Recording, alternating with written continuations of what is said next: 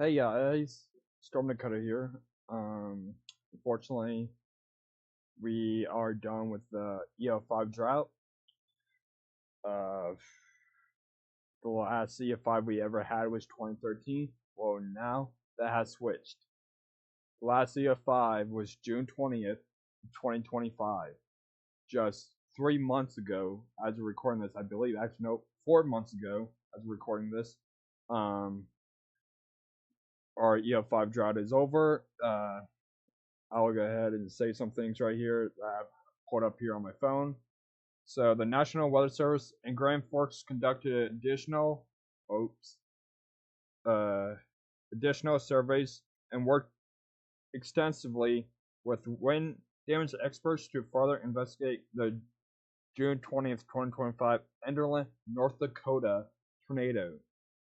The tornado is greater than 210 miles per hour, and actually it's currently rated with an Ef-5 266 miles per hour.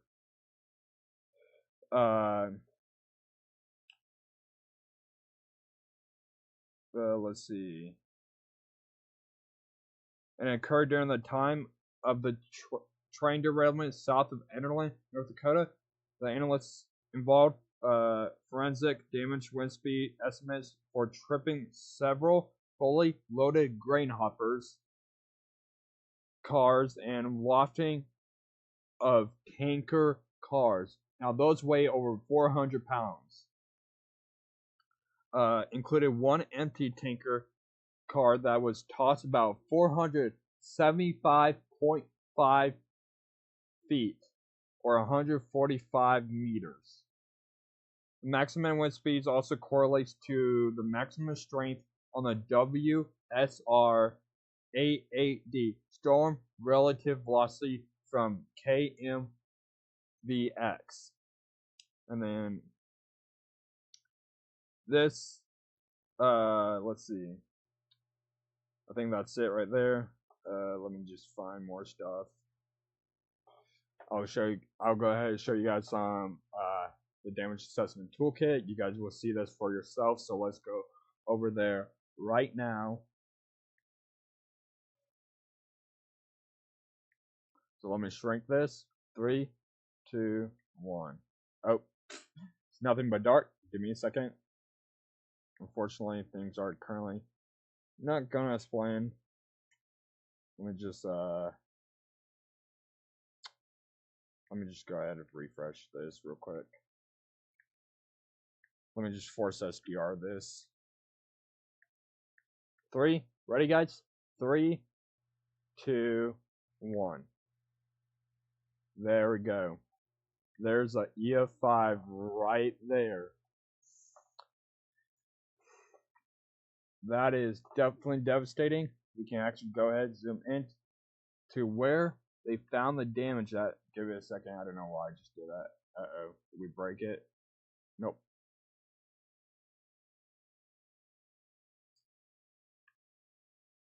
Alright. So right here, the Ef-5 marker. Trip loaded cars, the tornado derailed 33 train cars, including 19 fully loaded grain carts and 14 empty tanker cars.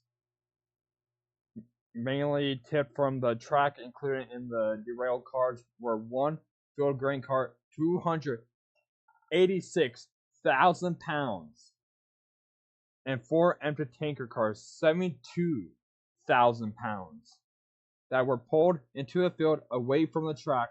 One of the 4 tanker cars were tossed 600 to 1,000 feet.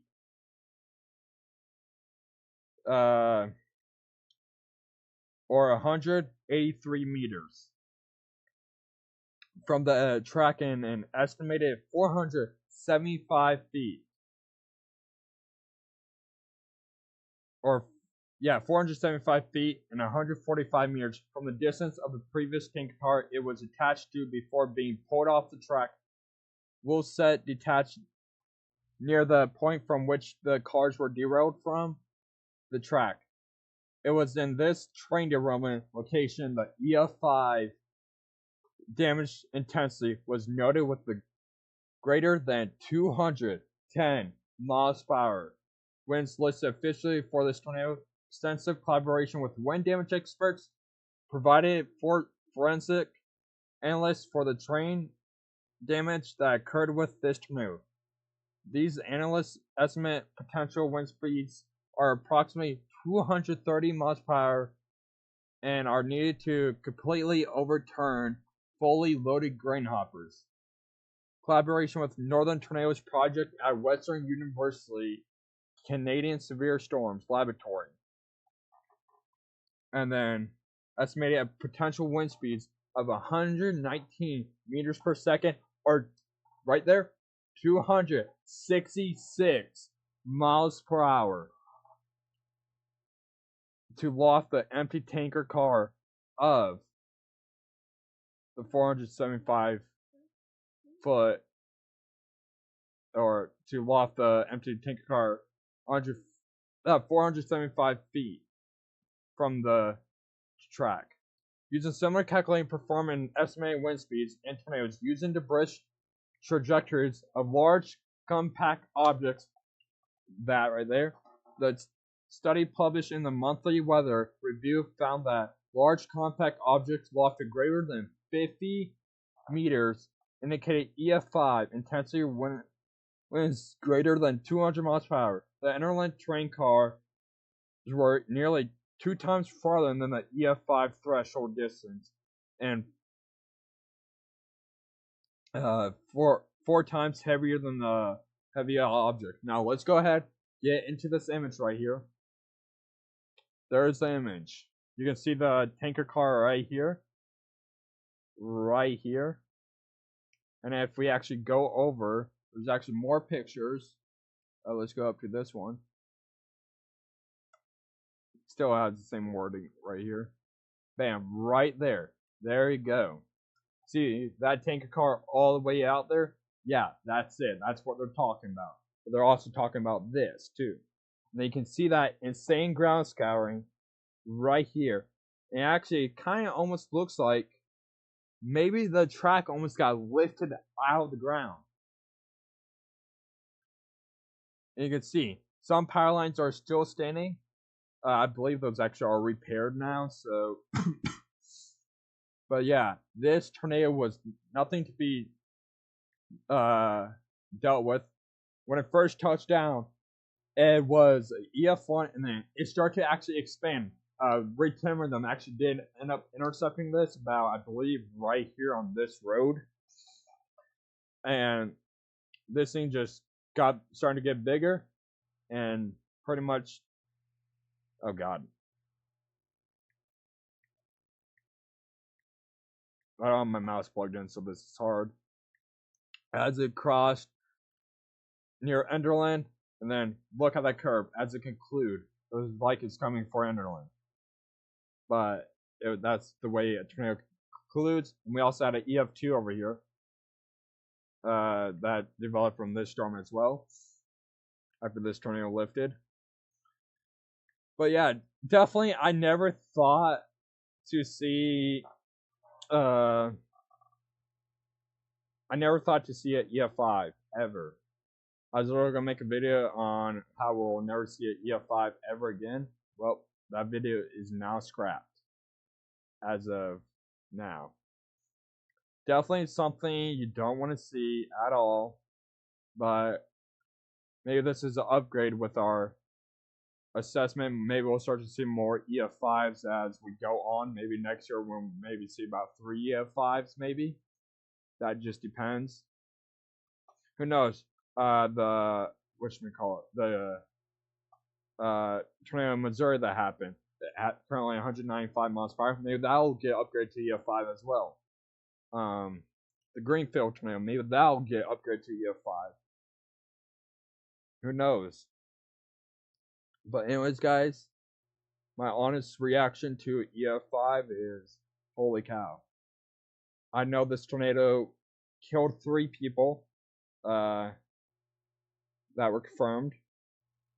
And then a lot other injured.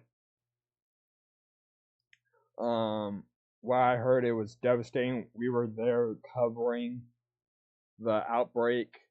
I remember crying in the stream because there was reports of people getting, well, I can't say it, you know what, getting, and yeah. And then I remember waking up the next morning and watching all the damage videos and everything. Yeah.